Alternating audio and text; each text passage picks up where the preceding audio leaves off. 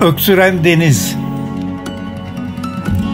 Fosforlu bir gece kenti panayırında, atlas gerdanlı bir dağ ucunda, dağınık mısralar arasında Hızır kendini aramakta.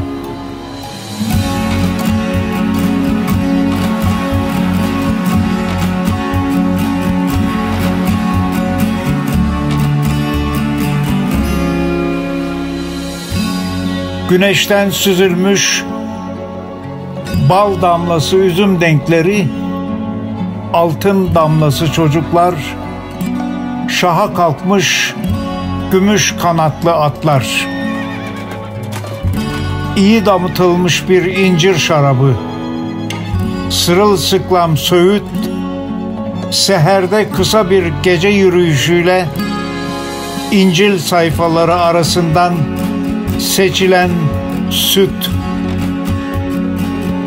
kabarıp kabarıp gece içinde, ince bir sedef içinde karınca gezisi ve musaf sayfaları arasında emsalsiz bir örümcek seyahati. Dünyaya sıçrayan bir ışık gibi yayılıp dürülen albastılı topal kadınlar, ısrarla sabahı arayan Yahudi çocuklarının horoz ıslığı. İkinci Cihan Harbi'nden kalma, avcıların namlusundan kurtulmuş, çığlık çığlığa bir bıldırcın yüreği, kıta sahanlığında öksüren deniz.